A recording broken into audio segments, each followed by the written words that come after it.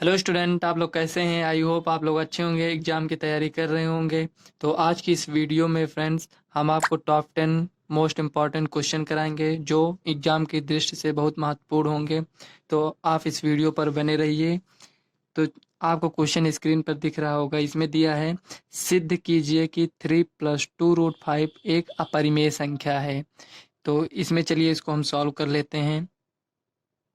तो फ्रेंड्स इसको हमने नोट भी कर लिया है, तो इसको चलिए सॉल्व करते हैं। इसको सॉल्व करने के लिए देखिए, हमें इसमें सिद्ध करना है कि अपरिमेय संख्या है, तो हम इसका अपोजिट मानते हैं। तो इसमें लिखेंगे माना 3 + 2√5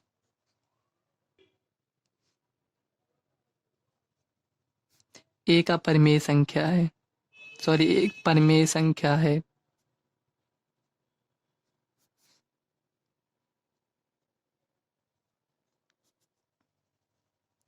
फ्रेंड्स ये क्वेश्चन एग्जाम में 2 नंबर का आता है। तो देखिए, जब इसे हमने इसको मान लिया क्या, एक परिमेय संख्या, तो इसे हम p/q के रूप में लिख सकते हैं। तो यहाँ हम लिखेंगे 3 + 2√5 बराबर p/q। और ये p/q है क्या, तो यहाँ लिखेंगे जहाँ q नॉट इक्वल 0 होना चाहिए तथा p और q सहभाज्य पूर्णांक हैं।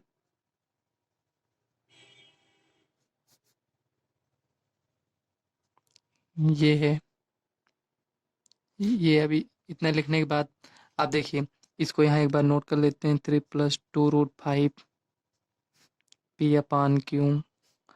अब देखिए, ये जो इतना लिखा है, 3 को इधर लेकर आएंगे, 3 को इस साइड लेकर जाएंगे तो 2√5 इक्वल टू p/q। प्लस में इधर आएगा, माइनस में हो जाएगा। अब आप देख सकते हैं, ये जो 2 इधर गुणे में है, इधर आएगा तो बटे में हो जाएगा। तो यहाँ लिखेंगे √5 इक्वल टू p/q -3 ब्रैकेट में 1/2। जो ये बटे में आया है, ये इसका भी होगा गुणा, इसका भी होगा। तो यहाँ देखिए, √5 इक्वल टू p/2q -3/2 ये हो गया। तो आप यहाँ देख सकते हैं, ये अपरिमेय संख्या है और ये परिमेय संख्या है। तो यहाँ हम लिखेंगे अतः p/2q -3/2 एक परिमेय संख्या है, संख्या है।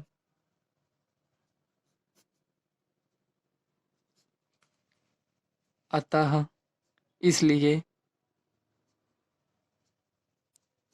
√5 भी एक परिमेय संख्या होगी। एक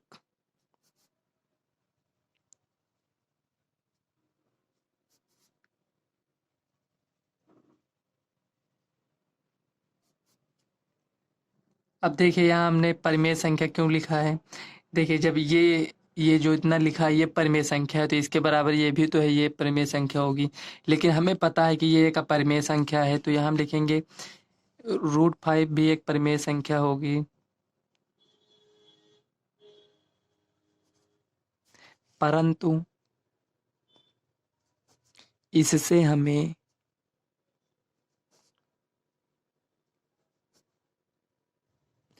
विरोधाभास प्राप्त होता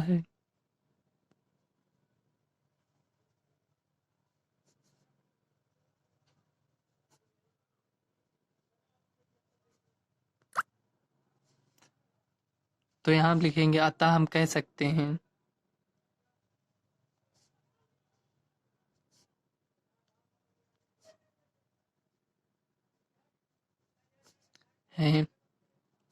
कि 3 + 2√5 एक अपरिमेय संख्या है।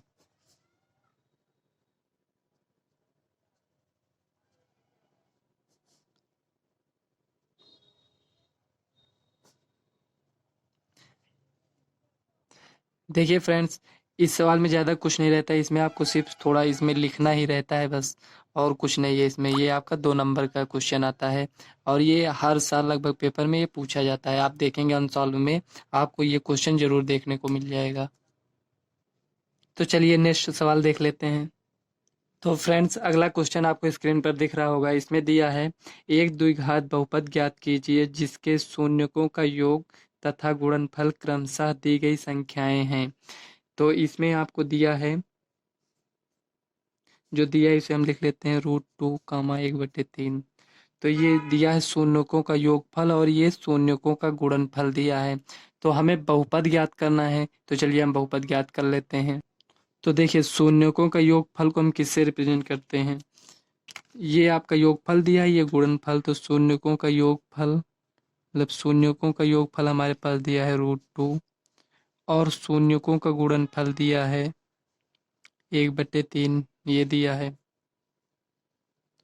तो ये जो शून्यकों का योगफल किसके बराबर होता है, -b/a के बराबर होता है। और ये किसके बराबर होता है, ये होता है c/a के बराबर।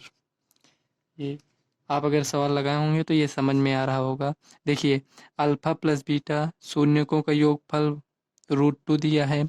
तो ये अल्फा प्लस बीटा किसके बराबर होता है, -b/a।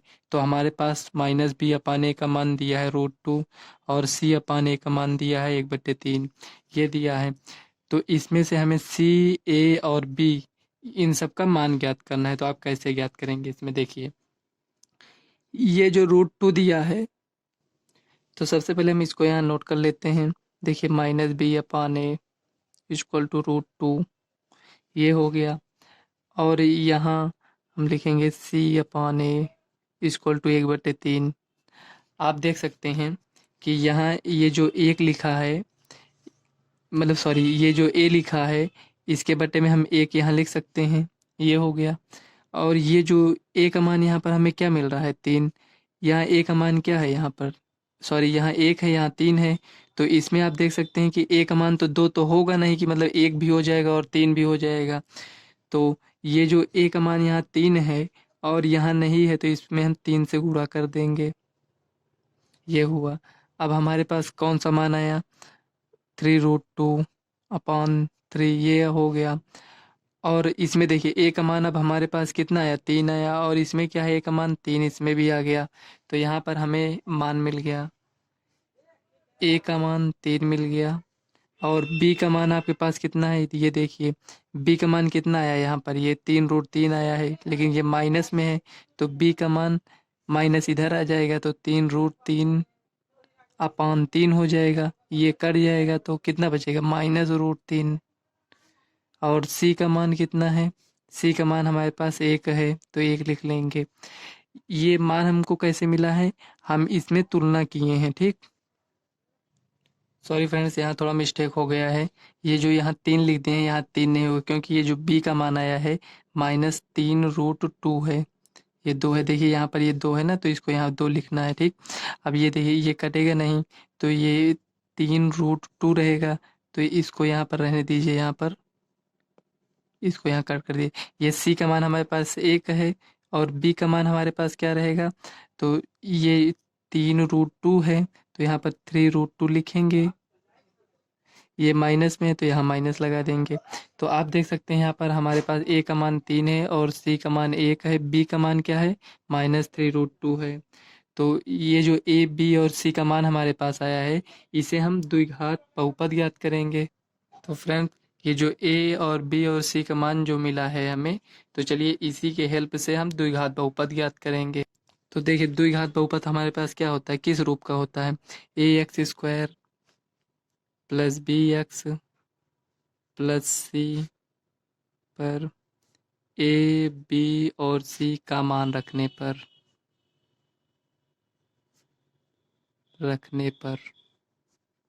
ये हो गया।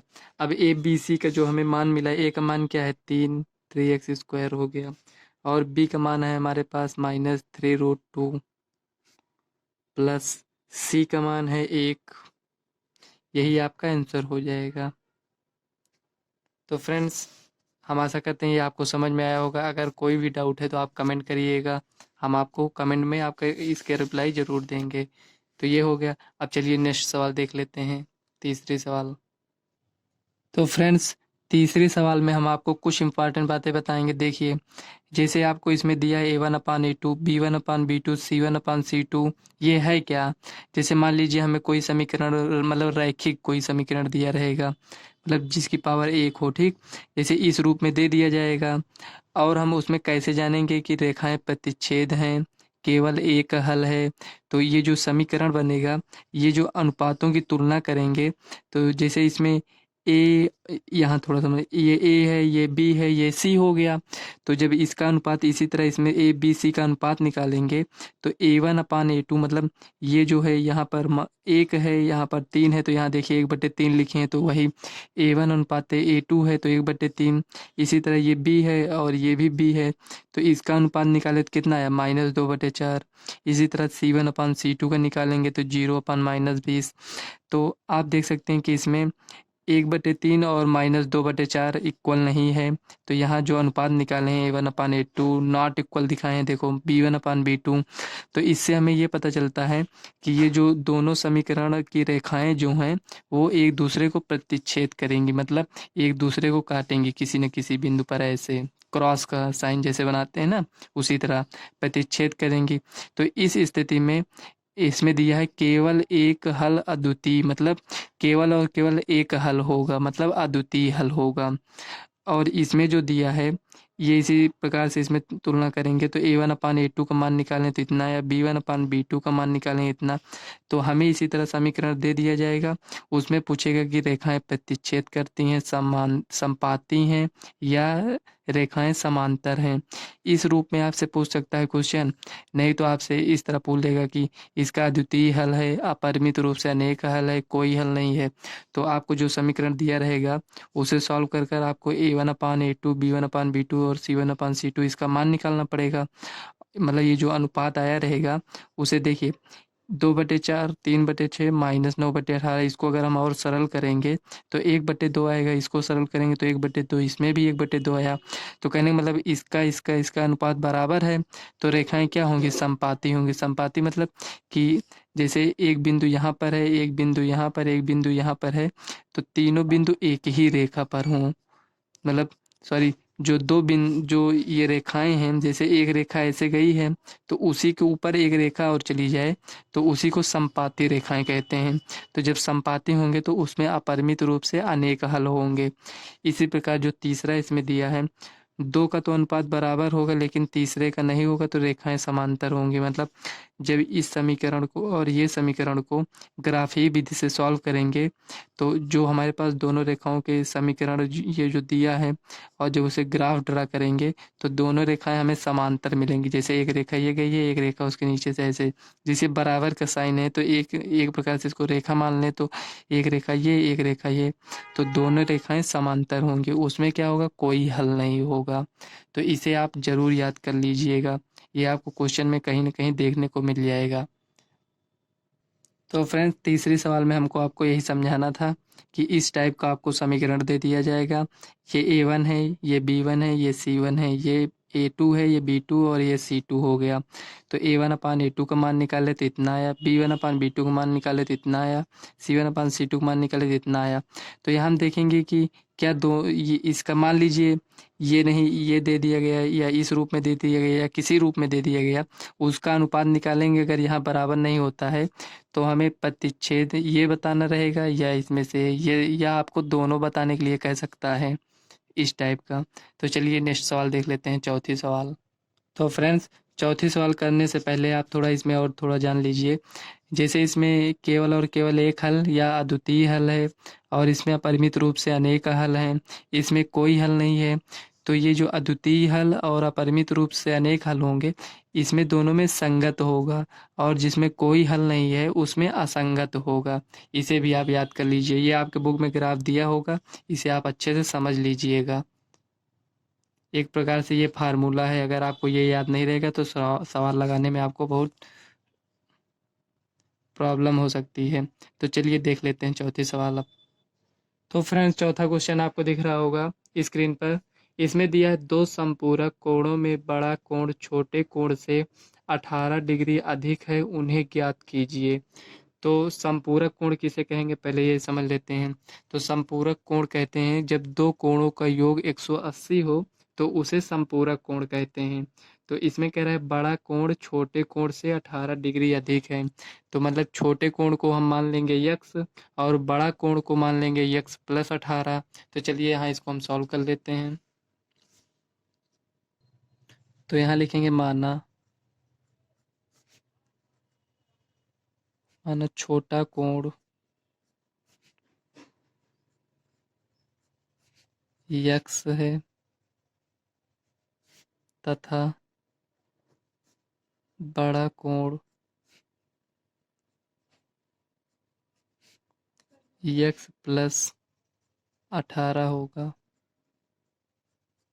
ये हो गया। अब प्रश्न से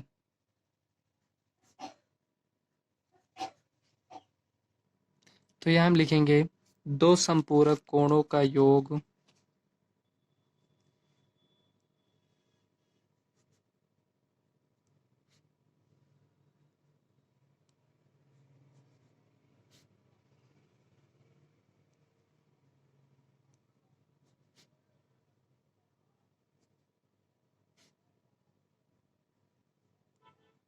180 अंश होता है।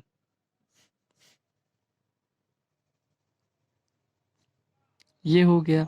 अब देखिए यहाँ जब दो संपूरक कोणों का योग 180 अंश होता है तो ये छोटा कोण यक्स है और बड़ा कोण कितना है, यक्स प्लस 18 है।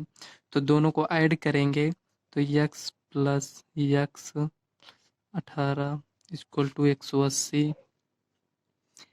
अब इसको ऐड करेंगे तो 2x प्लस 18 इक्वल टू 180। अब 18 को इधर लेकर आएंगे तो 2x equal to 180 minus 18। 2x देखिए 180 में से 18 को घटाएंगे तो कितना आएगा, 162 आएगा। देखिए 10 में से 8 गया 2, 7 में से 1 गया 6, 1 ये हो गया। अब x बराबर 162/2, 2 8 16, 2 1 का नम 2, ये हो गया। अब यहाँ समझिए x बराबर कितना आया, 81 आया। तो ये कौन सा कोण आया है, छोटा कोण आया है। तो यहाँ हम लिखेंगे अतः बड़ा कोण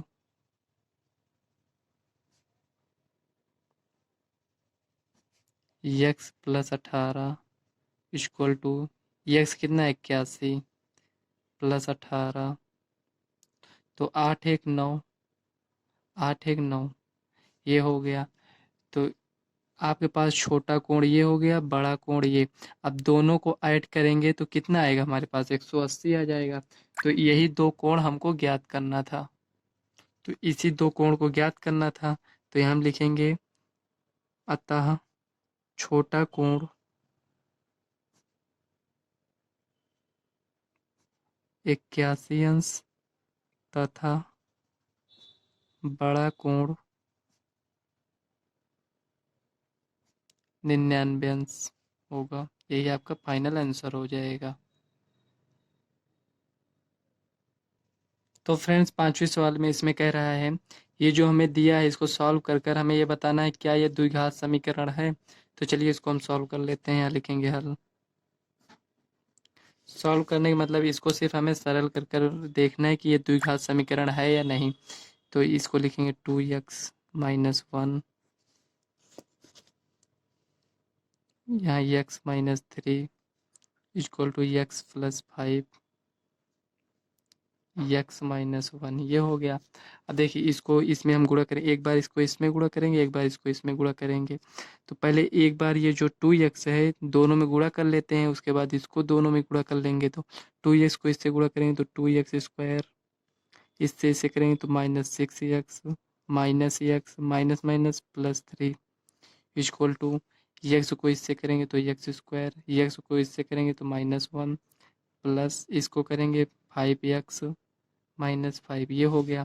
अब इसी को थोड़ा और सॉल्व कर लीजिए।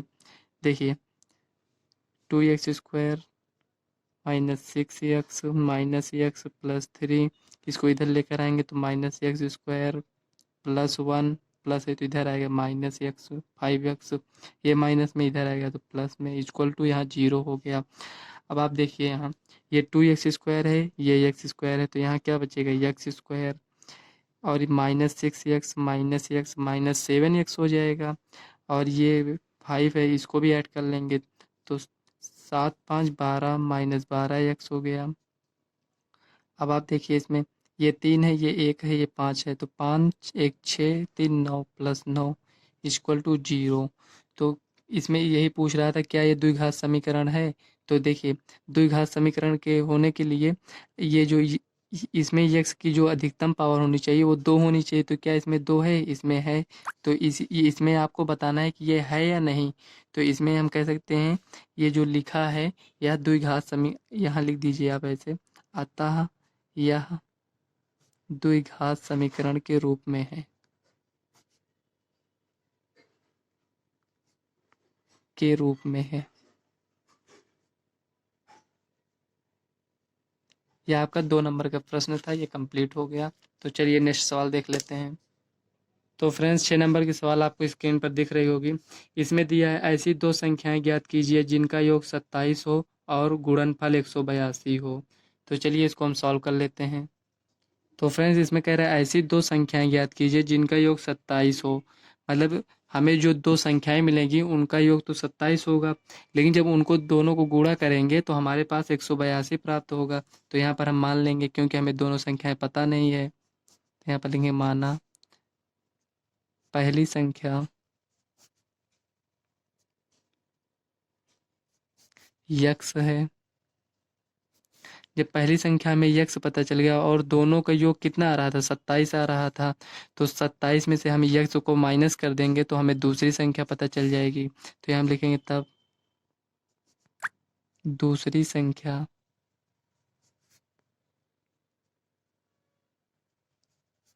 कितना होगा, 27 में से अगर हम यक्स को माइनस कर देते हैं तो हमें दूसरी संख्या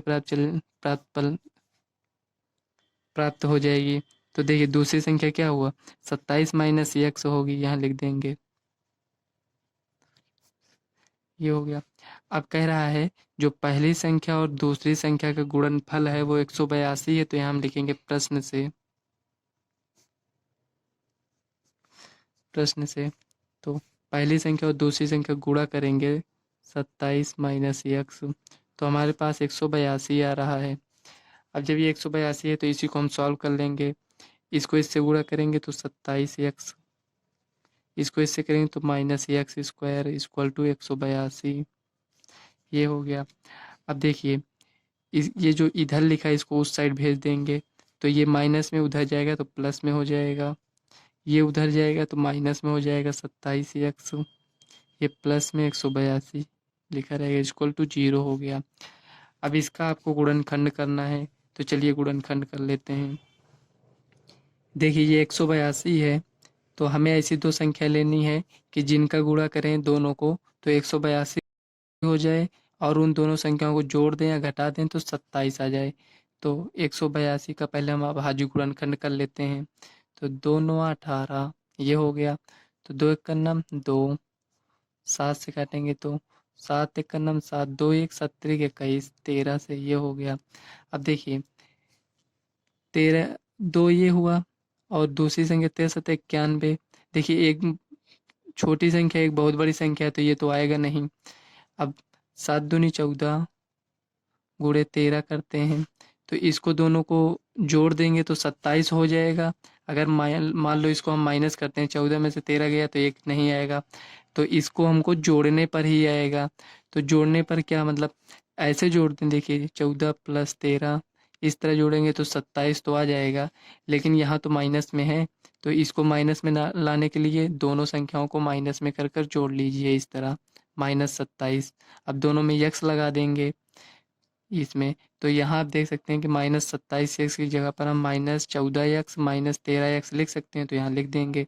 तो x square -14 -13 plus 182 equal to 0, ये हो गया।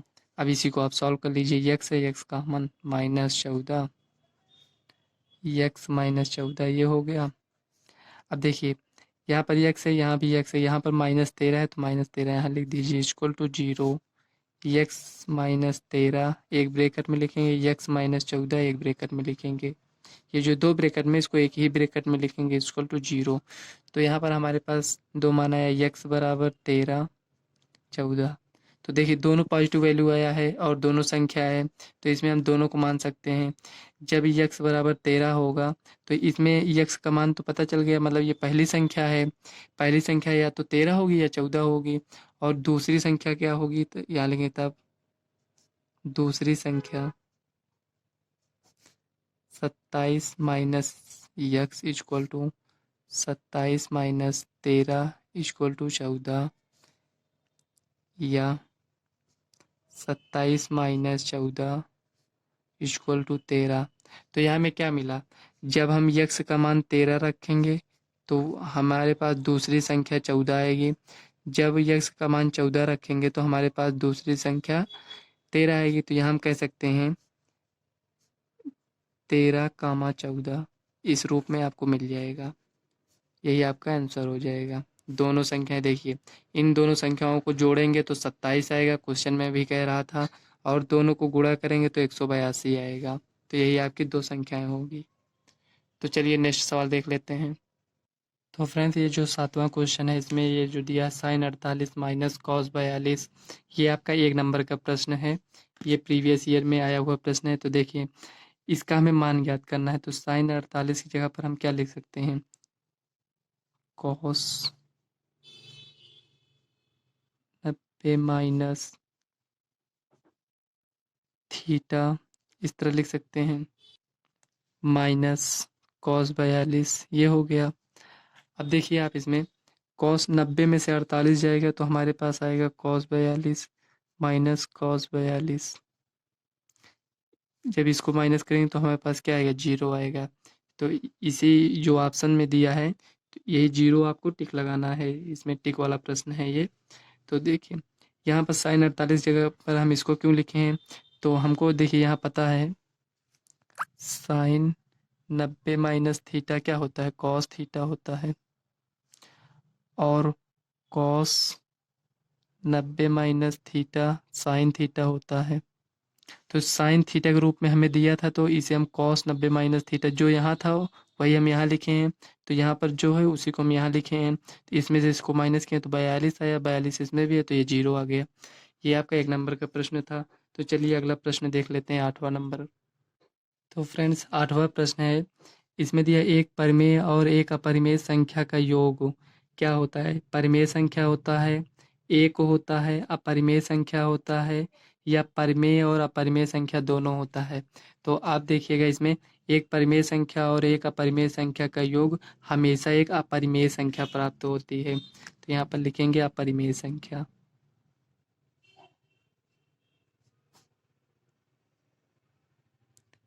एग्जाम्पल अगर आप देखना चाहें जैसे 3 प्लस रूट 2, तो ये तो देखिए परिमेय है और ये अपरिमेय है, तो दोनों का योग करेंगे तो ये अपरिमेय संख्या हमें प्राप्त होगी।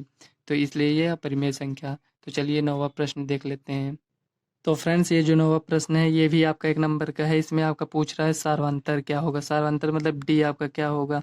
तो आप जानते हैं समांतर श्रेणी में ये A1 ये A2 A3 A4 ऐसे रिप्रेजेंट करते हैं। तो डी निकालने के लिए आप इसमें से इसको माइनस कर दीजिए, या इसमें से इसको माइनस कर दीजिए, या इसमें से इसको माइनस कर दीजिए, आपको डी प्राप्त हो जाएगा। तो ये क्या है, -1 है, और इसको माइनस करेंगे तो -1 पहले से माइनस होगा तो +5, आपके पास 4। यही आपका आंसर हो जाएगा। ये आपका 1 नंबर था, टिक वाला प्रश्न है। तो फ्रेंड 10वां प्रश्न और ये लास्ट प्रश्न है, ये भी आपका 1 नंबर का है। इसमें पूछा गया है कि एक द्विघात बहुपद के अधिक से अधिक कितने शून्यक हो सकते हैं। तो शून्यक मतलब यक्स के कितने मान हो सकते हैं, यक्स या वाई मतलब कुछ भी हो। जैसे हमें ये समझने के लिए यक्स स्क्वायर प्लस 2 प्लस 3 ये इस रूप में दे दिया गया।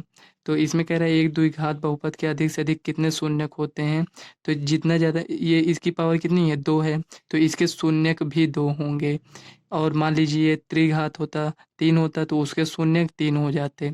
तो इसमें आपका आंसर क्या होगा, इसमें आपका 2 होगा। इसमें आपको जहाँ 2 लिखा है उसमें आपको टिक लगाना है बस। तो यही आपका आंसर हो जाएगा। तो फ्रेंड्स वीडियो आपको कैसी लगी कमेंट में ज़रूर बताएं। तो इस वीडियो को हम यहीं तक रखते हैं। अगर वीडियो आपको अच्छी लगी हो तो वीडियो को लाइक व चैनल को सब्सक्राइब कर लेना, ताकि आने वाले वीडियो का नोटिफिकेशन आप तक सबसे पहले पहुँचे। तो चलिए मिलते हैं नेक्स्ट वीडियो में, तब तक के लिए बाय।